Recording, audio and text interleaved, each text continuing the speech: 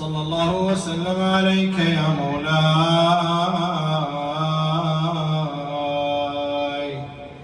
يا أبا عبد الله، يا رحمة الله الواسعة ويا باب نجاة الأمة وأبا الأئمة يا غريب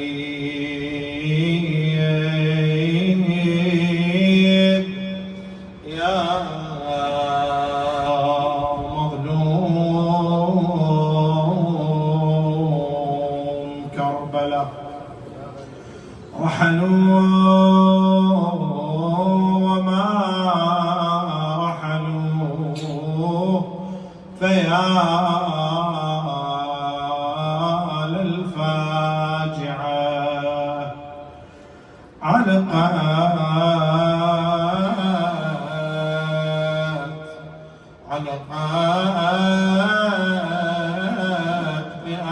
بآلامي كمثل الجامعة،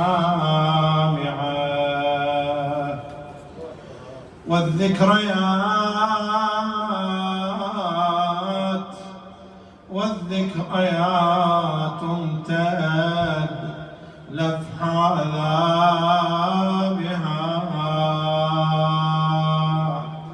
روحا ممزقة وعينا دامعة. ما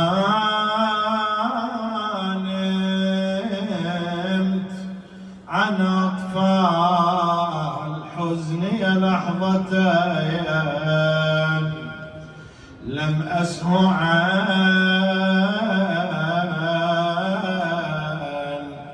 خفقات روحي الجازعة. أبتي فأما الحياة بعدك سرمدون، أسقي بسائغه الجروح اليانعة،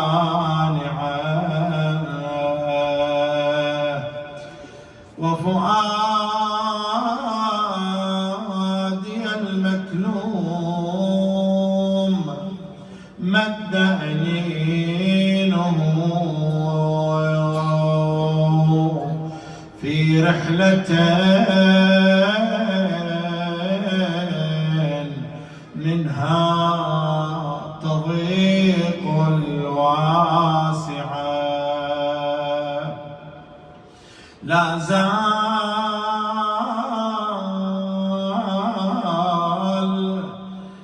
زال طيف من جمال وجوههم يحكي امتيالات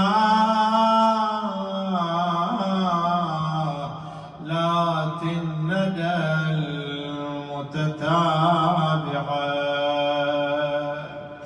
لا زال تاريخ السماء محاكيا فيها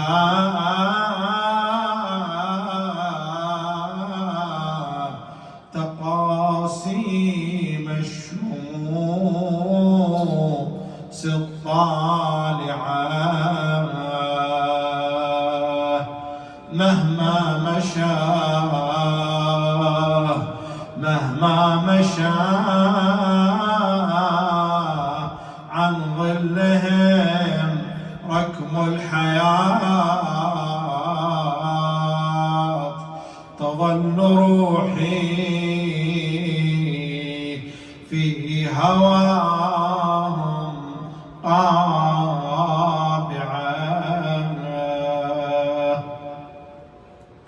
هذه الأبيات العبادات السيدة الفاضلة الأستاذة نور النمر وفقها الله. الأمر لله، لا حول ولا قوة إلا بالله العلي العظيم.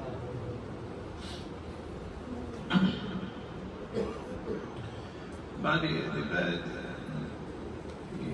ذكرى شهادة الإمام علي بن الحسين زين العابدين صلوات الله وسلامه عليه،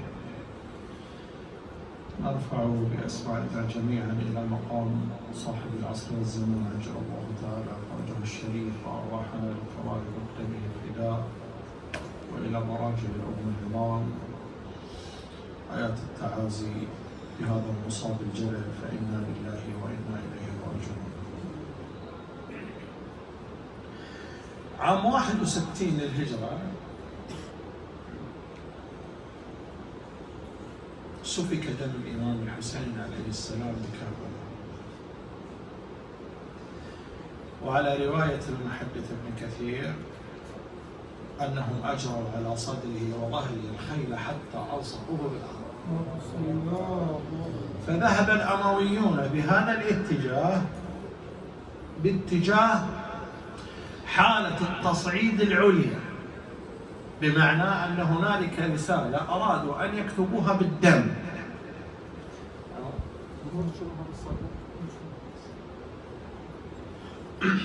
صلوا على محمد. اللهم صل وسلم على محمد وآل محمد. هذه الرسالة أراد الأمويون أن يكتبوها إلى العالم، يوجهوها للعالم بالدم. ليش؟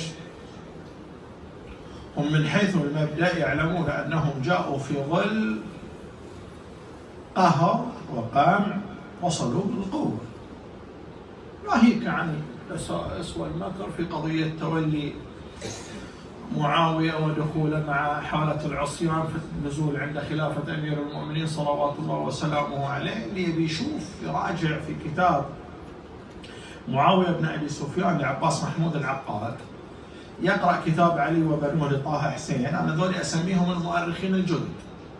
زين، قلنا محايدين، يعني مو محايدين، يعني محايد بالنسبة لك أنت كشيعي، لكنه لما يتكلم كسني فهو يتكلم عن رأي يخالف ما يذهب إليه من الاعتقاد، لذلك هو مصدق بهذا الجانب. كيف بدأ الأمويون ممثلون في الدولة الأموية؟ نحن ما أتكلم عن أشخاص، أنا بتكلم عن النظام، كيف بدأ يقلق هذا النظام الذي يسيطر عليه الإمام أمير المؤمنين في ظل الخلافة الإسلامية الشرعية، النظام الشرعي، وصاروا يقضمون من الأطراف في ظل أن الشام الراضخة تحت الحكم الأموي مكونها الديموغرافي، تركيبتها السكانية تعودت على أن تكون منضبطة.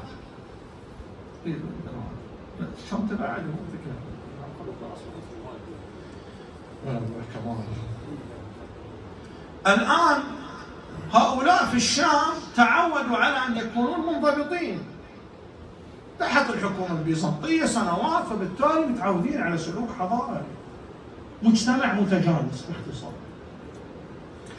هذه المنطقة التي انتقل إليها حكم أمير المؤمنين عليه السلام، طلع من المدينة باتجاه العراق، استقرت حكومته في البصرة، في الكوفة. الكوفة مجتمع غير متجانس أصلا، قاعدة عسكرية، خليط، تركيبة سكانية غير متجانسة، أناس غلاظ جفاء. متى استوطنت عائليا؟ في مرحلة لاحقة، بداية تكوين للجند. فيما بعد استقرت الأمور، ذلك جابوا عوائلهم وصار التقسيم الديموغرافي فيها في محاولة. يعني كان الخليفة الثاني عمر بن الخطاب حاول يقسمها تقسيم شرفي على الأسبقية في الإسلام، لكنه ما نجح، ما قدر يفرض هذا الواقع، وقسمت توزيع قبلي.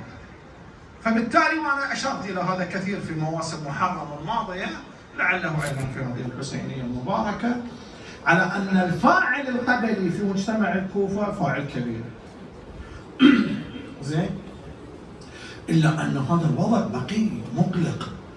لذلك واحد مثل ابن عبد ربه في العقد الفريد يقول لما أراد معاوية أن يأخذ البيعة ليزيد وليا للعهد سوى، يقول قرب الأباعد وصب الأموال على الأمطار. يعني تقريب الأباعد شنو نعبر عنه اليوم؟ احنا نعبر عنه اليوم باستيعاب المعارضة. كل نظام حاكم في الدنيا منذ الأزل في ناس غير نازلين على حكم، وبالتالي اذا ايش يشكلون؟ يشكلون الجانب المعارض. الجانب المعارض سياسات عالميه قديمه وحديثه. هذا اللي يستوعب من يعني ممكن يجي ينخرط من النظام ويصير تعال انت معارض بس انك عندي هنا، والله يشترى يسكر، والله يقمع، طرق كثيره. هذا ليس بدعا يعني. معاويه سوى نفس الشيء، يقول نزل قرب الأباعد، دول اللي عندهم معارضة قال له تعال أنت معترض ليش؟ إيش مشكلتك؟ أنا براضيك. طبعا هنا يجونك أشكال، ناس يبون فلوس، يبي أموال، أنا لي قيمة وأنا أسعر روحي بهالقد، ادفع. ناس لا يبي إمرأة، يبي إمرأة. مروان هو مروان يعني لما اعترض، هذا من المعترضين على حكم على خلافة يزيد، ومثل ما يعبرون يعني ان هذا اخذ بعضه وذهب الى الشام، لكن لما راح الى الشام ما راح الى معاويه مباشره لانه ما كان يامن، وانما ما نزل عند اخواله، ويوم ثاني راح وهو يأوي الى ركن شديد، وتكلم كلام شديد اللهجة مع معاوية لدرجة انه قال له ان في بني عمك من هم اسن منك ومنه. شوف الحين شلون اللهجة استوت عالية. فاثب الى رشدك واعدل عن توليتك الصبيان. هذا يزيد غير. فانت اذا كنت ولا بد انك بتحط ترى في ناس اكبر منك سنا واكبر منك. لهجة حادة ولا لا؟ معارضة من الداخل ولا لا؟ هذا المؤرخون يقولون فعض على جرحه، يعني كتم غيظه بالقوة قدر يستوعب، وقال له أنت مقدم وأنت ابن العب اللي ما مثلك، تعال أنا الحين خلينا نتفاهم في شيء أفيد لك من قضية يزيد. أنا شو الشيء اللي أفيد؟ قال له أنا أسلم النطاق الأموي في الحجاز كله تحت إمرتك، ولك أنت من راس مرفوع الشكل لك لحالك هذا العطاء الخاص، كما أن عطاء الأمويين أخليه تحت إيدك. يعني مثل ما نقول إحنا إيش سوى فيه؟ عطاه امتيازات. الآن عقب كل هذه الامتيازات يجي السؤال، عندك مشكلة الآن في تولية يزيد، شو يصير الجواب؟ أبدا، من دواعي سروري. هذا مثال لاستيعاب المعارضة بشكل من الأشكال. الآن بقى أنه من قال برأسه هكذا قلنا بأسيافنا هكذا. بقى الجانب اللي لا يخضع لهذا الابتزاز، لا يخضع لهذه القيمة المالية. واحد مثل الإمام الحسين عليه السلام. خلص الآن حكم معاوية، جاء يزيد لا خط أحمر مثلي لا يبايع مثله. هذا الوضع هنا مختلف. زين، وهذا ابن رسول الله، يعني هذا بعد ما في مجال. إذا في احتمال لنجاح ثورته مع الأمويين أو بقاء على قيد الحياة، العالم سيلتف حوله. لا شخصية لا تقارن بيزيد. لذلك سيرت الدولة الأموية هذا الجيش الجرار. وتعال تقرأ في الطبري وفي غير الطبري 4000 5000 4000، وتشوف الأعداد بالآلاف لمن يشككون في قضية الجيش الجرار وشلون قاتل هذا العدد. يا أخي راح أقرأ المدونات السنية مو بالمدونات الشيعية، وشوف فيها الأرقام ولا لا. الآن وصلوا طوقوا الإمام الحسين، صار صباح يوم العاشر ما غربت الشمس إلا والإمام الحسين جثة بلا رأس.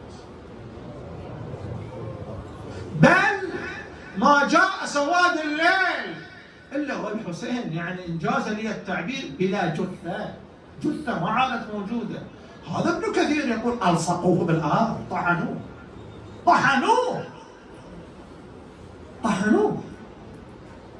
طيب الآن ضمير الأمة ايش صار فيه؟ غضب.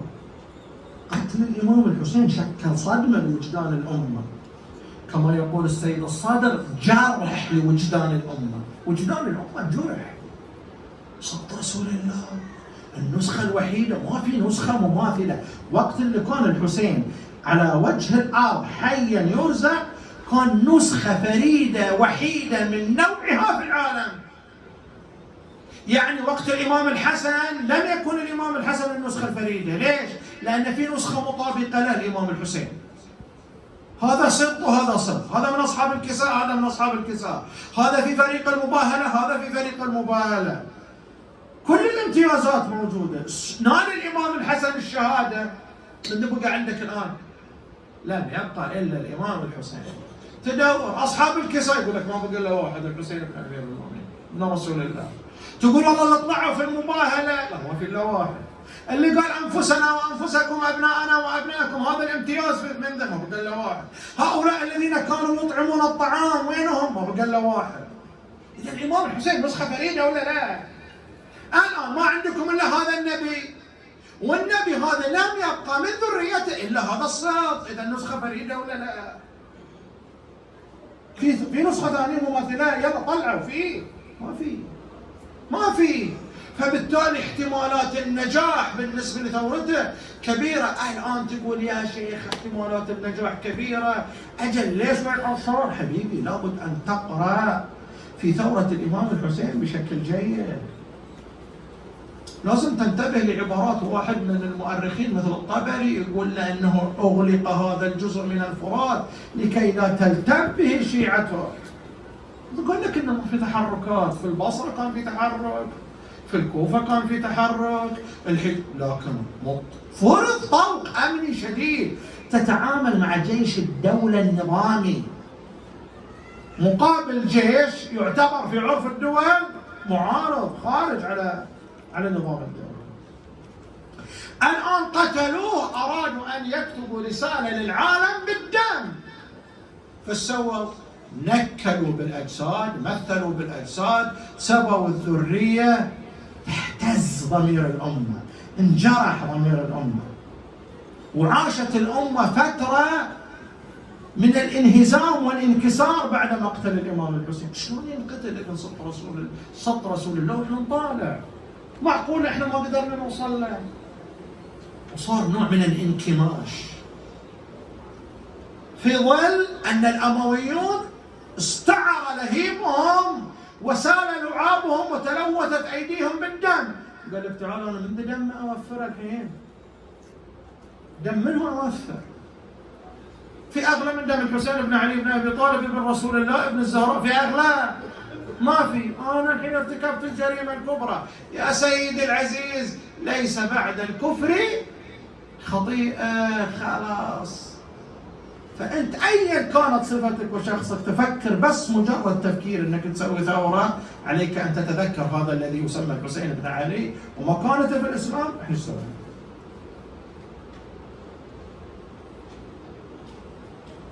ويجي تالي إمام يواجه بكل هذه التركة، اسمه علي بن الحسين زين العابدين. هو أصلا عاش هذه المأساة، عاش إرهاصات الثورة منذ بداياتها، عايش مع الإمام الحسن مع الإمام الحسين، الآن وصل إلى كربلاء، شاف هالمجزرة بعينيه، شاف كل هذه التفاصيل، اختزلها في مخيلته في ذاكرته. تالي رحلة السباء، وما أدراك ما رحلة السباء، رحلة السبي مع هذا الحرم المضيع المشتت المقهور المقموع المرعوب الممتلئ خوف، نساء وأطفال، غربة وغلاظ جفاة هؤلاء الذين يتعاملون معهم. كما أن الإمام عليه السلام لم يواجه شيعته فقط، إنما واجه ضمير الأمة، هذه الأمة اللي صارت مرتبكة بعد مقتل الإمام الحسين. في ذلك الوقت أيها الأحبة عليكم أن تضعوا نصب أعينكم أن مصطلح شيعي سني اللي أنت تعيشه الآن في ذلك الوقت لم يتبلور بالشكل اللي أنت تشوفه. لذلك أنت ما تقدر تقول حق الإمام الحسين أن الإمام الحسين كان شيعي ولا كان سني. هذا التعريف اللي موجود الآن. لذلك الإمام الحسين عليه السلام شو يقول؟ يقول إنما خرجت وين؟ لطلب الإصلاح. طلب الإصلاح وين؟ في أمة جدي أريد أن آمر بالمعروف أنهى عن المنكر. هذا المصطلح اللي تبلور مؤخرا ما كان موجود بهذا الوضوح. نعم هنالك أتباع إيمانهم يقل يعلو يهبط، هذا الوضوح اللي أنت عندك الآن لا. فالإمام عليه مسؤولية هذه الأمة بأكملها، والحال أن الأمة صار في وجدانها اهتز انجرح. أضف إلى ذلك أن الأموي لا يمكن أن يرفع عين المراقبة عن البيت العلوي. من رأس البيت العلوي في ذاك الوقت؟ الإمام علي بن الحسين زين العابدين عليه السلام. حركاته وسكناته حتى داخل بيته الأموي يعمل على إيصال رسائل داخل البيت أن أنا ترى أدري شو اللي صار وشو اللي ما صار داخله. لذلك هذا الإمام كان عليه أن يمهد الأمة ويعدها لاستقبال هذه الصدمة، يطلعها منها. هذه الصدمة اللي صارت في يوم من الأيام بالسقيفة، ثم بقتل أمير المؤمنين، شهادة الإمام الحسن في ذلك الضار، من قبل شهادة الزهراء، الأمة تهجر. الآن الدم الأغلى الإمام الحسين قتل بهذه الطريقة البشعة. شو يستقبل الإمام زين العابدين؟ يستقبل أمة مهزوزة، أمة مجروحة، أمة فاقدة لثقتها. لذلك كان تركيز الإمام الحسين الإمام علي بن الحسين عليه السلام على ماذا؟ على الجانب الروحي والجانب النفسي. لذلك تجد أنت جل الأدعية، أغلب الأدعية واردة عن من؟ واردة عن الإمام زين العابدين عليه السلام. الإمام زين العابدين عليه السلام يشد وجدان الأمة لله مرة أخرى، يعيد الثقة للإنسان بربه بأئمته برسول الله صلى الله عليه وآله، يبني من جديد. ولاحظ أنه لا يزال تحت شنو؟ تحت عين الرقيب، تحت عين السلطة. هذا الضمير للأمة الذي انجرح بدأ يتحرك، بدأ يصير جرح ملتهب. جيك مدقش الآن تهمل هذا الجرح، تقعد كل ساعة تحك فيه، شو يصير؟ يبتدي يتجرثم، تصير في بكتيريا، فيبتدي تشوفه يحمر، يخضر، يزرق، شوي يقول لك تعال، بدأ يتسع، بدأ دائرة الألم فيها تتسع. لذلك يجي يكتب الحاكم اللي في المدينة ليزيد يقول له شوف لك حال، ترى الناس تغلي، لا زالت قضية قتل الإمام الحسين مستعرة، شو أسوي؟ قال له خذ مجموعة من الصحابة وأبناء الصحابة خذهم إلى الشام، طيب خواطرهم، حاول شوي تسوي توازن. معادلة الرعب هذه اللي أنتم تعيشونها خففوا منها شوية. جابوا له معادلة الرعب، أخذ مجموعة ودهم اقرأ في كتاب الطبقات الكبرى لابن سعد، اقرأ في ترجمة عبد الله بن حنظلة. دول راحوا قعدوا قرابة الشهر في الشام. مشكلة يزيد شنو؟ مشكلة يزيد أنه لم يكن يتخفى في فسقه وفجوره. يعني قاعد على الكرسي اللي اسمه كرسي الخلافة ولا لاعب القردة، وينظم سباقات للكلاب، ويدير حلقة، ويدير جلسات الطرب واللهو والمجون. وإذا تبي تعرف توصيف دقيق اقرأ رسالة الإمام الحسين عليه السلام التي يرد بها على معاوية في هذا الجانب. يقول له يزيد تولي على الأمة شنو؟ تقول إنه أعلم بالقرآن؟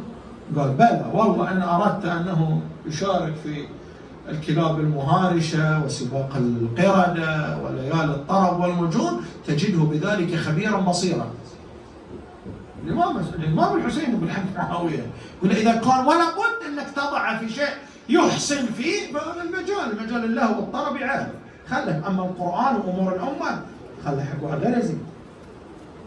الرجل لم يكن يتخفى، فهذا على كرسي اسمه في العام عند المسلمين كرسي خلافة. فهؤلاء لما رجعوا وقف هذا عبد الله بن حنظلة رضوان الله تعالى عليه، عنده من الأبناء 10، وأعلن الثورة وقال والله أننا لم نخرج على يزيد إلا بعد أن خشينا أن تمطرنا السماء بالحجارة. عجيب، هذا شنو شاف في الشام؟ مع أنهم الرواية تقول أنهم رجعوا من الشام محملين بالأموال والعطايا والبساتين والضيع والحيطان، يعني أكرمهم. لكن هذا قال لنا ترى والله إذا نسكت على اللي شفناه ترى السماء بتمطر علينا حجارة. وصارت وقعة الحرة واستبيحت المدينة 3 أيام لا يشترط فيها مدني بعد واقعة الحرة في تزويج ابنته أن تكون عذراء، تكون بكر. وكتب التاريخ تروي أن البكارات التي فضت جاوزت 1000، وقتل البدريين ما بقي أحد. ولما تيجي تقرأ في تاريخ الحرة في المدونة السنية أو الشيعية تشوف فطافحة بالدم، يعني من قضية إنه يقول لك الدم لا ركب مثل ما نقول إحنا، فعلا كانت في واقعة الحرة. واللي يبي تفاصيل يطلع على كتاب مثل مروج الذهب للمسعودي، شوف تفاصيل مروعة عجيبة. هذا تحت عين منهم، تحت عين صاحب هذه الليلة الإمام زين العابدين يشوف شو يقدر يسوي.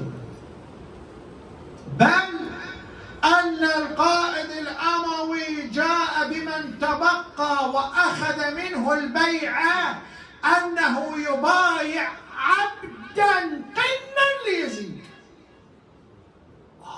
مدينة مهاجرين وأنصار وأبناء المهاجرين والأنصار، قال له تعال هذا ختم تختم على رقبتك أنك عبد يزيد، مو بيعة عادية تعال أنا بايع، لا لا لا، مرحلة البيعة ذي خلصنا، الحين عبودية، أنت رقيق.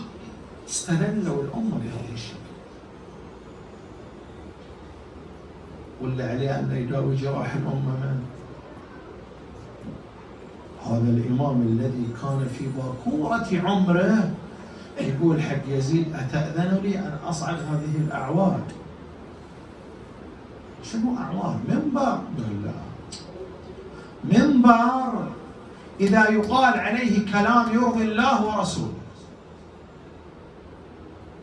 لكن لما يكون المنبر منبر فتنة وهوى، منبر ولا أعواد؟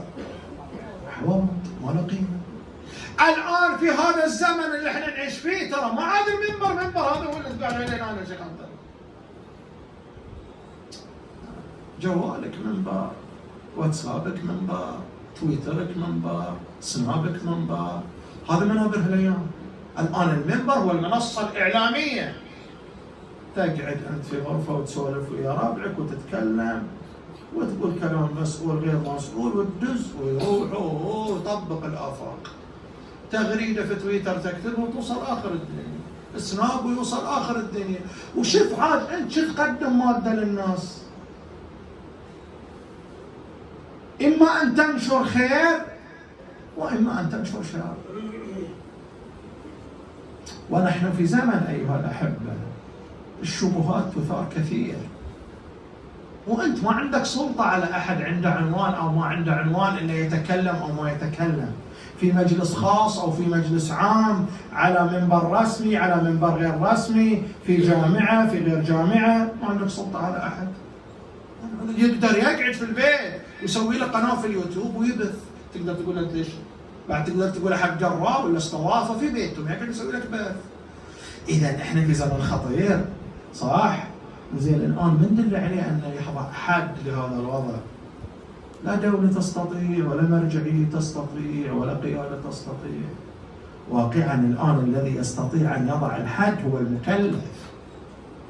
أنت اللي عندك مشكلة، أنت اللي يجب أنك تعرف أنك في دائرة التكليف ولست معذور.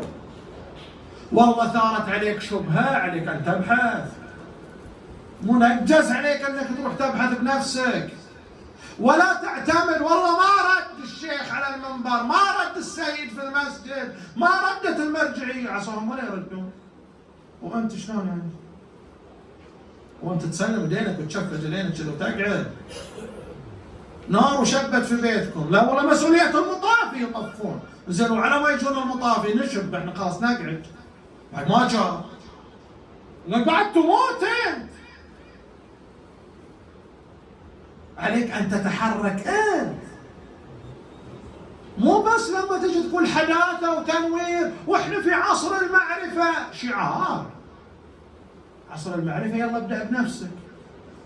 أثر عليك شبهة أنا أسأل لحلحلتها، أروح أسأل مختص، أدور الإجابة وين هي فيه. تستمرض أنت تروح تدور طبيب مفادك علاج تدور طبيب غيره، وهذا اللي تسويه. إيش معني يعني في القضايا الفكرية أو العقدية أو ما أشبه من ذلك تحط يدك على خدك انتظر يردون عليه ما حد رد، زين وأنت شلون يعني؟ خارج دائرة التكليف، لا يعنيك هذا الأمر. الإمام السجاد عليه السلام بعد كل الذي جرى على الإمام الحسين ما قال والله هذه الأمة خذلت، والله هذا الإمام قاعد اللي بيجي واللي ما يبي كيفه، بعد احنا نعيد المأساة مرة ثانية. أو أنه بدأ يعالج بالطرق الممكنة بالطرق المتاحة. استخدمت حتى السيدة زينب عليها السلام كقناة واصلة بين الإمام عليه السلام، بين الإمام زين العابدين وبين الشيعة. عندك روايات تروى عن طريق السيدة زينب. ليش؟ لأنها تحت المراقبة تحت العيون. أنت إلى أي حد وصل القمع؟ وصل القمع أن في واقعة الحرة حتى رأس البيت الأموي في المدينة لا يأمن على عياله. أموي ما يأمن. راح حق عبد الله بن عمر قال له خذ العيال، قال لي أنا أهلي شرفي عرضي خلهم عندك. قال له معلش اسمح لي أنا والله أخاف أنك تدل علي يعني بسببك أنا بعد يروحون عيالي في الطبخ، فاسمح لي ما أقدر أجيرك. هذا مروان اللي يطرق الباب على من؟ يطرق الباب على الإمام زين العابدين عليه السلام. بعد رجل أنا أشيل بس دول اللي جايين يبدو أنه ما عندهم خطط حمراء خف ما يفرقون. فأنا أبي أضم نسائي إلى نسائك، عيالي إلى عيالي. اللي هذا زوجته تصرح تقول أنا ما رأيت عز في حياتي إلا في هالكم يوم اللي عشت أنا علي بن الحسين زين العابدين في بيته. في المدونات الغير شيعية هذا الكلام موجود. في المدونات غير الشيعية بدأ الإمام عليه السلام يطبب الجراح بهذا الشكل، يعالج الأمة بهذا الشكل. أعطانا هذه الأدعية اللي في كثير من الأحيان أنت تقرأها من باب التبرك من باب أنك تأنس، لكن لما ندخل في شرح هذه الأدعية، في مضامين هذه الأدعية، في دلالات هذه الأدعية، شوف وضعك مختلف. ومع ذلك هذه الدولة الأموية شو تسوي؟ ما يطمئن لها وجود، خصوصا يجي الإمام يريد أن يطوف وتنفرج هذه الأمة في الوقت اللي رأس الدولة يبي يوصل إلى المطاف مو قادر، يبي يوصل إلى الحجر مو قادر. ويجي هذا الذي اسمه علي بن الحسين زين العابدين وتنفرج الناس صماطين، يعني ينقسمون نصين ويسوون له طريق، ويجي ويستلم الحجر بكل هدوء تحت عين السلطة العليا. أنت تعتقد هذا شخصية بهذا الشكل يعتبر آمن عليه الدولة تتأمن من وجوده ولا مقلق بالنسبة لها؟ مقلق. من هذا الشخص اللي خليفة المسلمين بالعنوان المعروف لم يستطع الوصول من الزحام، ويجي هذا الإنسان البسيط والناس كلها تنفرج له. هذا الذي تعرف البطحة. وبالتالي شو يصير؟ يصير هاجس التخلص من هذا الإمام من هذا الكيان. ليش؟ لأنه بصفته باعث مهدد لهذه السلطة القائمة. ما أردت أنا واقعا تعمدت أن أتجنب الكلام عن الإمام زين العابدين عليه السلام في رحلة السباق في هذه المعاناة، إنما أردت أن أضعكم في جو من التكييف للجو العام الذي عايشه الإمام زين العابدين عليه السلام. يعني باختصار عاش حياة معاناة مستمرة من الطفل إلى نيله الشهادة. الآن يشوفونه بهذه الطريقة، قال لك معناته هذه نسخة ثانية من الإمام الحسين. هذا إذا يبقى وانجذاب الناس وتعاطف الناس معه بهذه الطريقة، هذا بكرة يقول ثورة يعني الدنيا كلها تقوم، وبالتالي شو يصير؟ شوف لك حل انك شو تسوي؟ تتخلص منه. وبالفعل وجنود الذي قال عنهم رأس الدولة الأموية في ذلك الأيام: لله جنود من عسى. يعني قضية السم، هذا الموت اللي بهذه الطريقة، الموت اللي ما فيه دم، بطرق مختلفة يسقى الإمام السم صلوات الله وسلامه عليه، ويبدأ يأخذ الدنيا عرضا وطولا، يقبض يدا ويبسط أخرى. آجركم الله يا شيعة أمير المؤمنين. لم يزل الإمام متقلبا في فراش علته حتى دنا حينه واقترب أجله. آجركم الله. وعند احتضار الموت مد يديه ورجليه، قرأ ياسين والواقعة، وجه بوجهه إلى القبلة، وفاضت روحه المقدسة صح ونادي وإمامه وعليا. يقولون أن الإنسان في لحظات الوفاة يمر به شريط الذكريات. ودك تسأل الإمام زين العابدين عليه السلام أي الذكريات مرت بعينيه وقت الشهادة؟ مرت به مقتل العباس أو الأكبر أو القاسم أو الحسين أو فرار عماته، أو مرت به شريط الذكرى وهو على تلك النياق العجة والجامعة مشدود فيها الإمام، وهو ينادي بضعيف الصوت: وقدر ما بقوة، قدر ما بقوة، ثقل الحديد وجامعة، قدر ما بقوة، قدر ما بقوة، قدر ما بقوة، ثقل الحديد وجامعة، قدر ما بقوة، ويني الشفية والدي وراعي الحامية عمي، في وين الأكبر خويا بدر الهدى والتام، قدين أكل من لحمي وقدين شرب من دمي، وانا عليل وصابر وقدين ما بقى،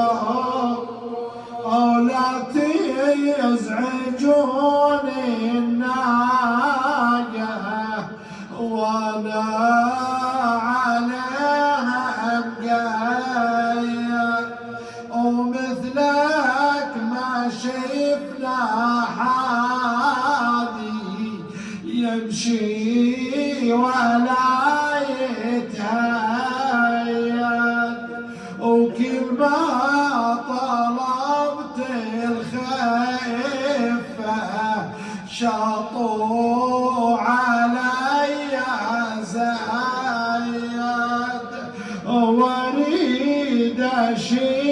لك خويا لا تدوسك الخير وقدين ما بقوة قدين ما بقوة ثقل الحديد وجامعة قدين ما بقوة.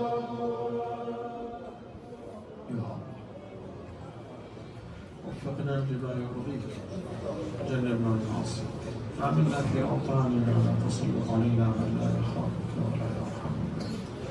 اللهم احفظ وانصر المسلمين وشيعة أمير المؤمنين في كل مكان سيما علماء الأعلام والمجتهدين الكرام جماعتي الحاضرين ومن يلوذ بهم والمستمعين احفظهم فردا فردا. المؤسسون والباذلون لهذا الاجتماع والاستماع تقبل اللهم أعمالهم وقضي أعمالهم وسقي أرزاقهم إلى أرواح موتاهم وموتاكم وموتى المؤمنين والمؤمنات ومن مات على الإيمان ومن لا وارث لهم وإلى أرواحنا إذا سلكت مع الأرواح. بلغ اللهم الجميع ثواب المحترمة الفاتحة تسبقها صلاة.